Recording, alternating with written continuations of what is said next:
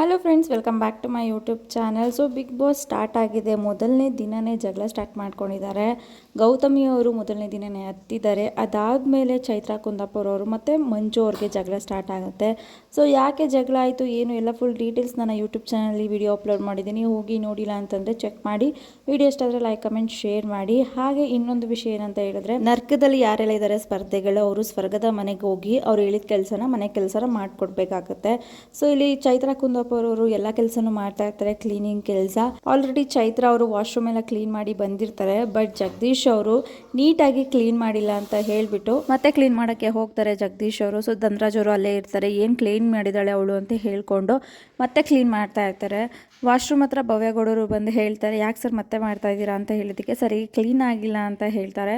ಅದಾದ ನಂತರ ಭವ್ಯಗೌಡ ಕ್ಲೀನ್ ಆಗಿಲ್ಲ ಅಂತಂದರೆ ಅವ್ರ ಹತ್ರನೇ ಮಾಡಿಸ್ಬೇಕು, ನೀವು ಮಾಡಬಾರ್ದು, ರೂಲ್ಸ್ ಬ್ರೇಕ್ ಮಾಡ್ತಾ ಇದ್ದೀರಾ ಅಂತ ಹೇಳಿ ಎಲ್ಲ ಸ್ಪರ್ಧಿಗಳು ಕೂಡ ಸ್ವರ್ಗದಲ್ಲಿ ಇರುವಂತಹ ಸ್ಪರ್ಧಿಗಳು ಜಗದೀಶ್ ಅವ್ರಿಗೆ ಕ್ಲಾಸನ್ನು ತಗೋತಾರೆ. ಜಗದೀಶ್ ಅವರಿಂದ 2 ರೂಲ್ಸ್ ಬ್ರೇಕ್ ಆಗಿದೆ. ಒಂದು, ನರಕದಲ್ಲಿ ಇರೋರಿಗೆ ನೀರು ಕೊಟ್ಟಿದ್ದಾರೆ ಅವರು ಬಿಸಿನೀರ, ಹಾಗಾಗಿ ರೂಲ್ಸ್ ಬ್ರೇಕ್ ಆಗಿರೋದ್ರಿಂದ ಬಿಗ್ ಬಾಸ್ ವರ್ಗದಲ್ಲಿ ಇರೋಂತಹ ಸ್ಪರ್ಧಿಗಳಿಗೆ ಕೊಟ್ಟಿರೋಂಥ ಐಟಮ್ಸ್ನ ವಾಪಸ್ ಇಸ್ಕೋತಾರೆ. ಚಿಪ್ಸ್ ಆಗಿರ್ಬೋದು, ಚಾಕ್ಲೇಟ್ ಹಾಗೆ ಕಾಫಿ ಪೌಡರ್ ಎಲ್ಲನೂ ಕೂಡ ರಿಟರ್ನ್ ಇಸ್ಕೋತಾರೆ. ಇದು ತುಂಬಾ ಕೋಪ ಬರ್ಸುತ್ತೆ ಸ್ವರ್ಗದಲ್ಲಿ ಇರೋರಿಗೆ. ಸೊ ಹಾಗಾಗಿ ಜಗದೀಶ್ ಅವರಿಂದ ಮತ್ತೊಂದು ರೂಲ್ಸ್ ಬ್ರೇಕ್ ಆಗಿದೆ ಅಂತ ಹೇಳಿ ಎಲ್ಲರೂ ಕೂಡ ಕ್ವಶನ್ನ ಮಾಡ್ತಾರೆ. ಧನರಾಜ್ ಅವರು ಕೂಡ ಕ್ವಶನ್ ಮಾಡ್ತಾರೆ, ನಿಮ್ಮಿಂದ ರೂಲ್ಸ್ ಬ್ರೇಕ್ ಆಗಿದೆ, ನಿಮ್ಮೊಬ್ರಿಗೆ ಅಲ್ಲ, ಇದು ಇಡೀ ಟೀಮ್ಗೆ ಎಫೆಕ್ಟ್ ಆಗುತ್ತೆ ಅಂತ ಹೇಳಿ.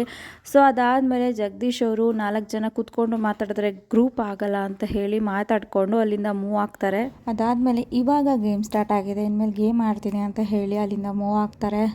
ಸೊ ಇದರಲ್ಲಿ ಯಾರ್ದು ತಪ್ಪು ಯಾರ್ದು ಸರಿ ಕಮೆಂಟ್ ಬಾಕ್ಸಲ್ಲಿ ತಿಳಿಸಿ. ಹಾಗೆಯೇ ನನ್ನ ಪ್ರಕಾರ ಜಗದೀಶ್ ಅವ್ರದ್ದು ತಪ್ಪು ಅಂತ ಅನಿಸುತ್ತೆ. ಸೊ ಒಂದು ರೂಲ್ಸ್ನ ಹೇಳಿದರೆ ಬಿಗ್ ಬಾಸ್ ಅಂತ ಹೇಳಿದರೆ ಅದನ್ನು ನಾವು ಪಾಲಿಸಲೇಬೇಕು. ಬಿಗ್ ಬಾಸ್ ಮನೇಲಿ ಇರೋವಂತಹ ಕಂಟೆಸ್ಟೆಂಟ್ ಯಾರೆಲ್ಲ ಇದ್ದಾರೆ ಅವ್ರು ಪಾಲಿಸಲೇಬೇಕು. ಜಗದೀಶ್ ಅವರು 2 ರೂಲ್ಸ್ನ ಬ್ರೇಕ್ ಮಾಡಿದ್ದಾರೆ. ಸೊ ಮೊದಲನೇ ರೂಲ್ಸ್ ಬ್ರೇಕ್ ಮಾಡಿದಾಗ ಆಲ್ರೆಡಿ ಐಟಮ್ಸ್ ಎಲ್ಲ ಹೋಗಿದೆ, ಮತ್ತೆ ಬ್ರೇಕ್ ಮಾಡಿದ್ರೆ ಏನಾಗ್ಬೋದು ಅನ್ನೋ ಸ್ವಲ್ಪನೂ ಕೂಡ ಯೋಚನೆ ಮಾಡ್ದೇನೆ ಅವರು ಈ ತಪ್ಪನ್ನು ಮಾಡ್ತಾರೆ.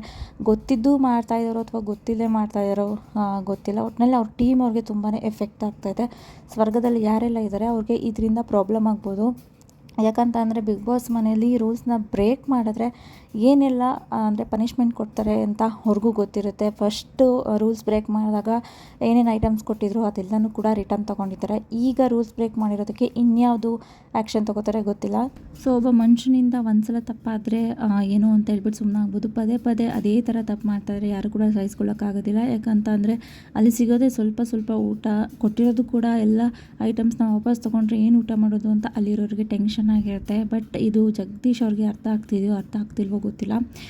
ಸೊ ನಿಮ್ಗೇನು ಅನಿಸುತ್ತೆ ಇದ್ರ ಬಗ್ಗೆ ಕಮೆಂಟ್ ಬಾಕ್ಸಲ್ಲಿ ತಿಳಿಸಿ. ಹಾಗೆ ಈ ವಿಡಿಯೋ ಇಷ್ಟ ಆದರೆ ಲೈಕ್ ಕಮೆಂಟ್ ಶೇರ್ ಮಾಡಿ. ಹಾಗೆ ನನ್ನ ಚಾನಲ್ನ ಸಬ್ಸ್ಕ್ರೈಬ್ ಮಾಡ್ಕೊಳ್ಳಿ. ಇನ್ನೂ ಹೆಚ್ಚಿನ ಬಿಗ್ ಬಾಸ್ ಅಪ್ಡೇಟ್ಸ್ಗಾಗಿ ನನ್ನ ಚಾನಲ್ನ ಸಬ್ಸ್ಕ್ರೈಬ್ ಮಾಡೋದು ಮರಿಬೇಡಿ. Thank you.